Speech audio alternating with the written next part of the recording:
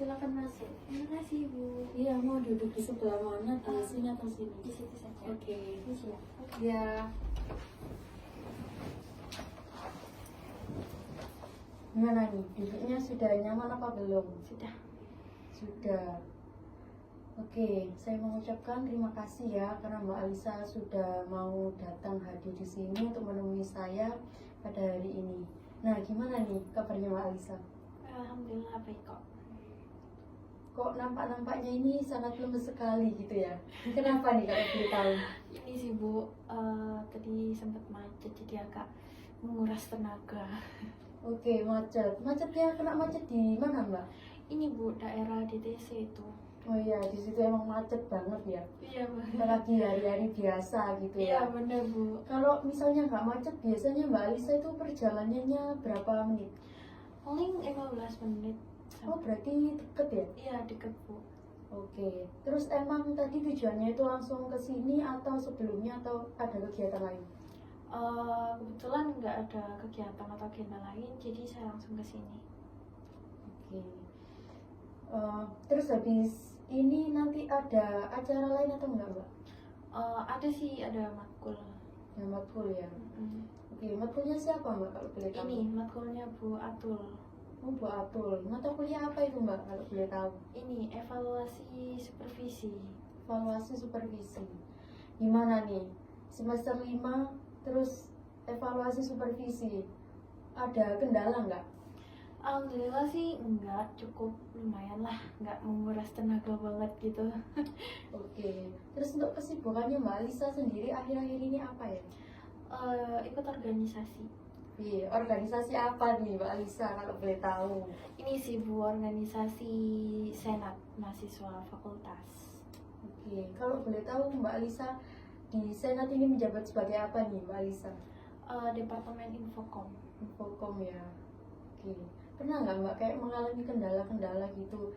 Kalau misalnya apa di departemennya Mbak Alisa ini? Kalau kendala sih ya cukup sering ya Bu ya, mungkin entah nggak punya ide mau ngedit kayak gimana, kayak nyandet lah kalau nggak ada referensi gitu. Oke, baik. Setelah kita ngobrol-ngobrol, sebelum kita ngobrol terlalu jauh, saya mau menyampaikan Mbak Alisa bahwasannya untuk pertemuan hari ini saya bisanya itu 30-40 menit Mbak Alisa. Apakah Mbak Alisa bersedia dan berkenan? Jika misalnya Mbak Alisa kurang bersedia dan berkenan, kita bisa mereschedule di lain hari. Cukup kok Bu, insya Allah. Baik, terima kasih Mbak Alisa sudah berkenan. Dan saya juga mau menyampaikan bahwasannya apapun selama proses konseling ini berjalan, nanti keputusannya itu balik lagi ke Mbak Alisa ya, karena saya di sini cuma sebagai fasilitator, jadi untuk masalah penyelesaiannya nanti itu Mbak Alisa sendiri ya. Baik Bu, siap. Oke. Apakah sampai sini ada yang mau ditanyakan atau sudah paham? Sudah deh, udah cukup. Oke. Kalau begitu pastinya kalau ada mau cerita yang mau dibagikan dengan saya begitu ya Mbak Alisa? Iya Bu, benar. Oke. Jadi Bisa dimulai. Jadi gini Bu, akhir-akhir ini saya tuh merasa bahwa insecure saya tuh makin tinggi, kayak gitu. Oke, Mbak Lisa bilang kalau merasa insecure-nya itu tinggi. Nah, dalam seminggu ini, Mbak Alisa itu kapan terakhir merasa insecure? Dalam seminggu ini sih hampir setiap hari ya dalam minggu ini. Lumayan cukup sering juga ya Mbak Alisa ya. Cukup sering. Ketika Mbak Alisa merasa insecure gitu ya, apa sih yang membuat Mbak Alisa itu insecure? Ini sih yang membuat aku insecure itu dari fisik aku Bu. Oke, kalau boleh tahu fisiknya kenapa Mbak Alisa? Jadi kayak aku ini kan gendut gitu ya Bu ya, jadi aku tuh kurang percaya diri kayak gitu. Terus juga kulit aku kan sawo mateng gitu ya, jadi saya kurang percaya diri dengan itu juga. Oke, ketika Mbak Alisa nggak percaya diri, itu apa yang Mbak Alisa lakukan gitu? Biasanya yang aku lakukan itu kalau udah merasa insecure gitu ya, otomatis aku menarik diri dari kawasan yang aku hadapi di depan pada saat itu. Oke, di semua situasi atau cuman tertentu aja Mbak Alisa? Tertentu sih Bu. Contohnya misalnya kayak gimana? Contohnya itu mungkin ketika di mall gitu kan. Nah di mall itu kan banyak orang dan dengan apa ya, fisik yang berbeda-beda gitu lah. Ketika aku di mall terus tidak sengaja papasan dengan orang yang benar-benar saya rasa itu perfect banget, kayak dari tubuhnya profesional, terus kulitnya juga putih, cantik, itu aku ngerasa bahwa kenapa aku nggak bisa seperti dia gitu. Oke, ketika Mbak Lisa merasa begitu, terus dari segi kayak orang tua sama temen gimana Mbak Lisa? Mendukung Mbak Lisa atau gimana responnya? Kalau dari orang tua sendiri sebenarnya nggak mendukung ya Bu ya, kayak mereka tuh malah menambah beban pikiranku, kayak semisal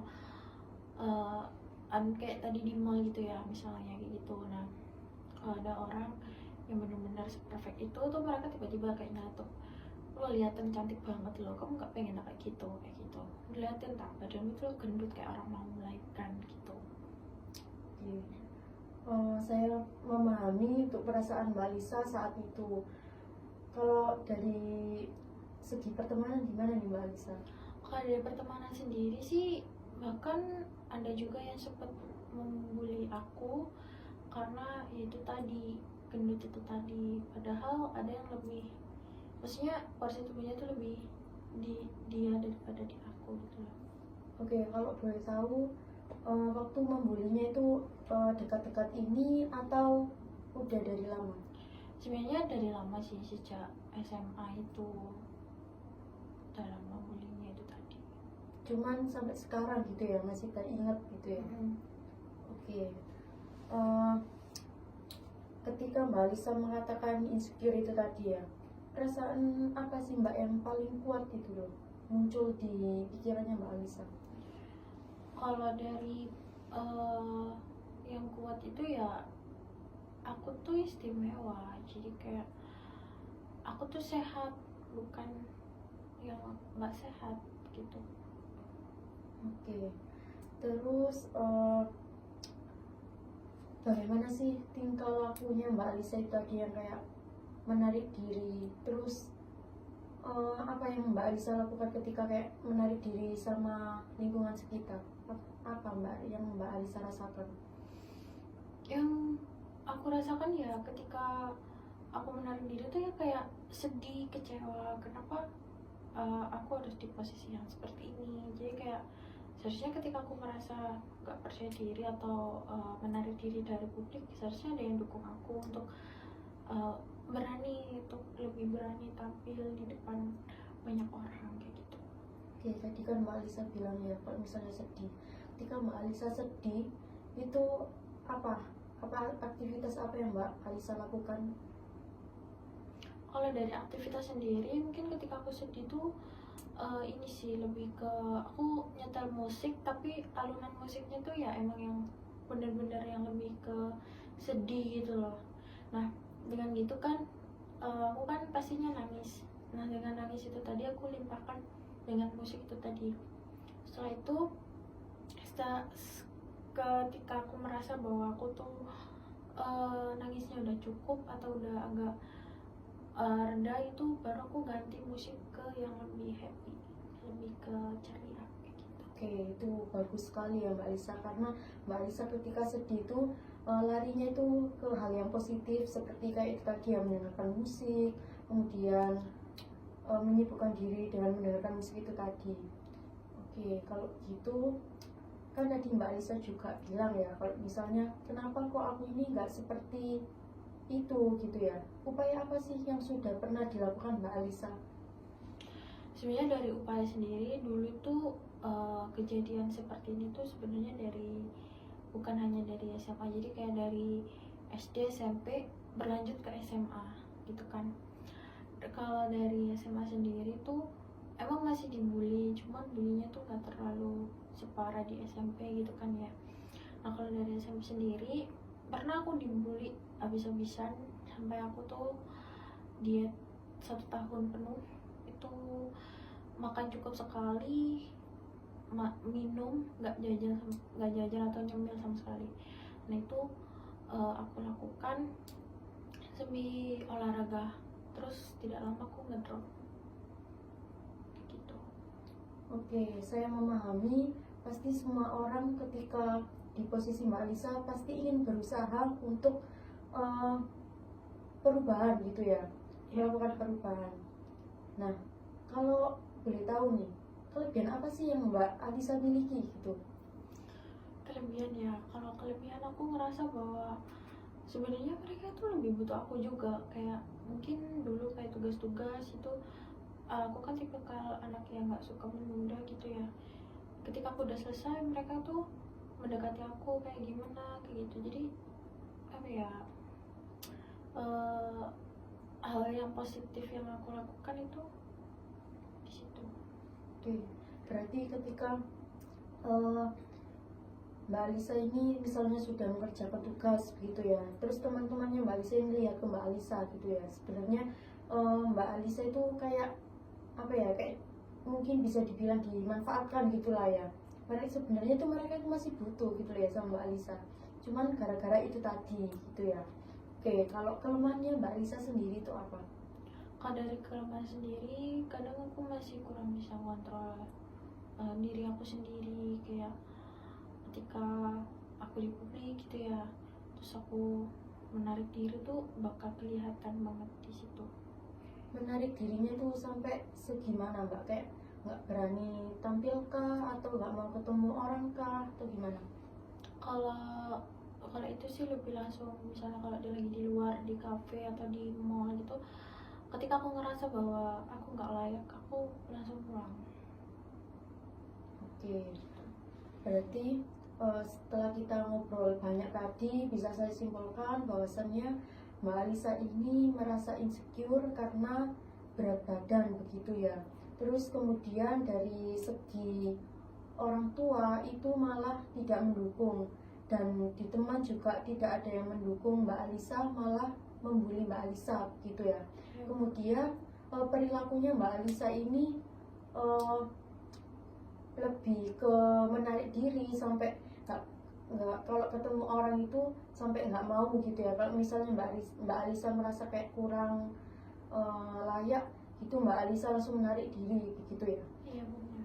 Oke, kalau begitu eh, tujuan kita di sini berarti mengubah perilaku Mbak Alisa yang menarik diri itu tadi menjadi lebih percaya diri begitu ya. Kayak misalnya ketemu orang jadi biasa aja begitu ya Mbak Alisa Iya ya. benar. Kemudian apalagi Mbak Alisa? Selain aku bisa berani lebih tampil di depan publik, aku juga pengen bahwa pikiran negatif aku tuh bisa menjadi positif. Kayak aku di sini tuh layak gitu. Jadi tanpa ada omongan-omongan negatif yang muncul di kepala aku itu. Oke, berarti tujuannya di sini mengubah perilaku negatif menjadi positif, kemudian tingkah laku yang menarik diri itu tadi jadi berani ketemu sama orang, gak menarik diri, terus jadi kepercaya diri begitu ya. Iya benar. Oke, baik. Kalau begitu ya, di sini saya punya teknik nih Mbak. Ada teknik thought stopping. Apakah pernah sebelumnya Mbak Alisa mendengarkan teknik thought stopping itu? Pernah, cuman saya nggak tahu secara mendetail seperti apa itu thought stopping. Oke, jadi thought stopping itu Mbak Alisa ketika kita memiliki pikiran yang negatif. Nah, pikiran negatif itu tadi kita stop gitu untuk menghentikannya supaya tidak berkelanjutan gitu. Nah, apakah sampai sini Mbak Alisa sudah paham mengenai thought stopping?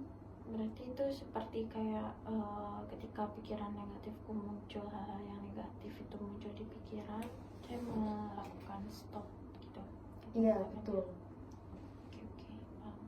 Nah, untuk langkah-langkah di thought stopping ini nanti, jadi yang pertama itu nanti kita mengidentifikasi pikirannya Mbak Alisa yang negatif itu apa aja sih yang mengganggu gitu ya.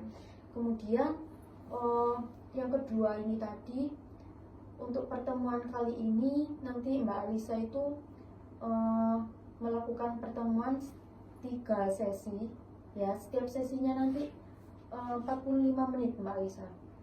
Jadi untuk pertemuan sesi pertama itu tujuannya tuh mengidentifikasi dan menghentikan pikirannya Mbak Alisa yang mengancam atau yang menimbulkan cemas gitu. Terus yang ketiga nanti kita mengidentifikasi pikiran-pikiran yang mengganggu dan mengancam serta menyebabkan cemas. Kayak misalnya pikiran apa sih yang terlintas di benak Mbak Alisa itu tadi. Nah, apakah yang dipikirkan Mbak Alisa itu realistis atau tidak, seperti itu. Terus apakah membuat Mbak Alisa ini produktif atau tidak ketika melakukan sesuatu gitu ya. Terus yang ketiga itu mudah atau sulit sih dikendalikan pikiran negatif itu tadi.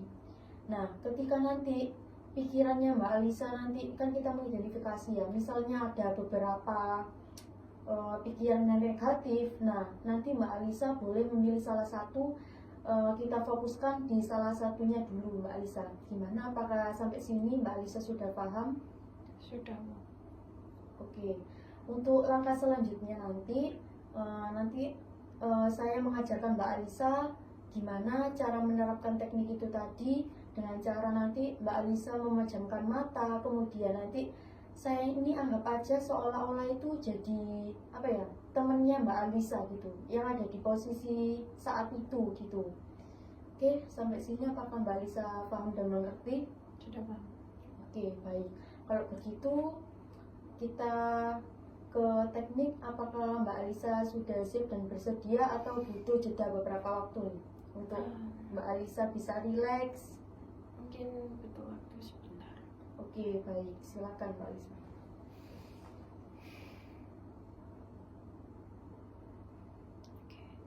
Oke, gimana? Sudah? Oke, yang pertama kita mengidentifikasi pikirannya Mbak Alisa ya. Untuk pikirannya Mbak Alisa yang sangat mengganggu saat ini itu ada apa aja? Nggak percaya diri, kayak aku gendut, Terus apa lagi? aku nggak seperfect mereka. Oke, terus yang ada lagi atau sudah? Aku nggak layak untuk berdiri di sini. Oke, Mbak Alisa bilang aku nggak layak berdiri di sini, gitu ya. Nah, dari ketiga itu tadi, yang menurut Mbak Alisa yang sangat paling amat terganggu itu yang mana? Yang sangat amat terganggu? Yang aku gendut. Aku gendut, gitu ya. Nah, nanti untuk teknik penerapannya nanti Mbak Alisa memejamkan mata, terus aku ini nanti seolah-olah itu jadi temannya Mbak Alisa yang ini apa, mengolok Mbak Alisa begitu ya. Itu.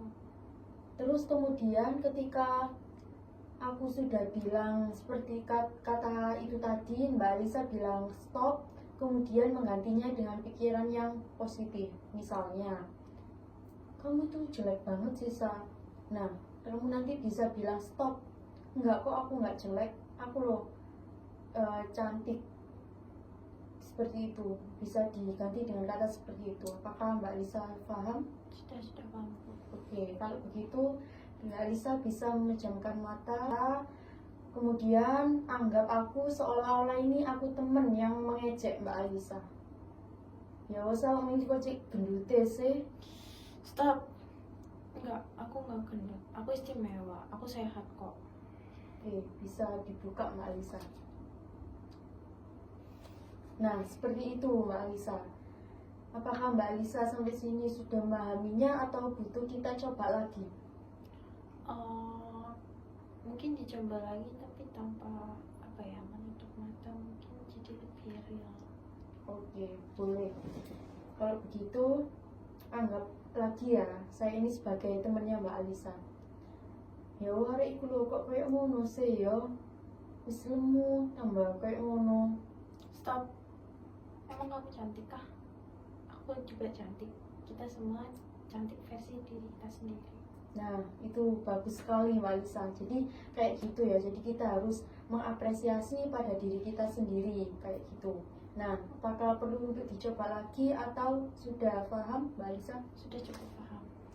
Oke, kalau begitu, kalau Mbak Alisa sudah paham, Saya mau kasih pekerjaan rumah nih Mbak Alisa. Apakah Mbak Alisa bersedia jika saya kasih pekerjaan rumah untuk teknik ini bisa diterapkan di rumah Mbak Alisa? Bersedia kok Bu. Oke, jadi tugasnya nanti Mbak Alisa itu membuat catatan harian. Nah, kemudian kapan sih pikiran negatif itu muncul? Itu Mbak Alisa tulis. Nah, kali misalnya itu tadi ya, aku merasa gendut. Kok aku badanku gini ya? Nah, itu nanti Mbak Alisa tulis saja. Kemudian kapan Mbak Alisa itu nge-stop dan mengganti kata yang lebih positif kayak gitu Mbak Alisa. Apakah sampai sini paham tentang pekerjaan rumah? Itu berarti ditulis di buku gitu. Iya, boleh. Terus untuk ditulis di buku itu berarti sistemnya kayak hari, tanggal, terus pikiran negatif yang muncul itu seperti apa, terus Kemudian kalimat untuk diubah. nge-stop itu seperti apa, kayak gitu. Iya, dari pikiran negatif kamu itu tadi, nah ubah menjadi yang lebih positif kayak gitu. Oke. Oke, nah mungkin untuk pertemuan kali ini sudah cukup sampai di sini. Gimana nih perasaannya Mbak Alisa ketika sudah melakukan proses konseling ini? Cukup lega sih Bu, apalagi ketika aku tadi sempat menceritakan hal-hal yang kurang mengenakan tadi, itu agak apa ya, teringat dan sedikit ingin menangis cuman nggak bisa. Jadi kayak setelah kita sampai sini aku merasa bahwa cukup lega. Oke, saya juga kalau misalnya ada di posisi Mbak Alisa pasti juga merasakan hal yang sama gitu ya. Tapi sejauh ini Mbak Alisa sudah hebat karena mau bertahan seperti itu ya. Dan untuk pertemuan selanjutnya mungkin kita bisa di hari apa nih Mbak Alisa? Ini pertemuannya ini di minggu depan atau gimana? Iya, untuk pertemuan di minggu depan. Mungkin di hari Jumat juga jam 8-an gitu. Di Jumat jam 8. Untuk tempatnya di sini atau berbeda? Kalau bisa di tempat yang lebih sepi lagi daripada di sini. Oke, baik. Nanti mungkin aku cari-cari tempat lagi ya yang buat private gitu untuk Ya. kita ngobrol-ngobrol. Jadi untuk pertemuan selanjutnya nanti Mbak Alisa bisa menemui saya dengan membawa catatan itu tadi, pekerjaan rumah itu tadi, biar kita evaluasi bareng-bareng. Nah, Mbak Alisa itu sudah mencapainya atau belum? Apakah menurun atau sudah ada perubahan begitu ya Mbak Alisa ya? Oke, semoga Mbak Alisa bisa menerapkan teknik ini di rumah. Ya. Dan saya yakin pasti Mbak Alisa bisa. Bersemangat terus. Terima kasih Bu. Kalau gitu saya izin pamit pulang terlebih dahulu, apakah boleh? Iya, silakan Mbak Alisa. Mari saya antar. Baik Bu, terima kasih Iya, atas sebelumnya sama-sama. sudah bantu saya. Iya. Iya, mari Mbak. Ya, assalamualaikum. Salam.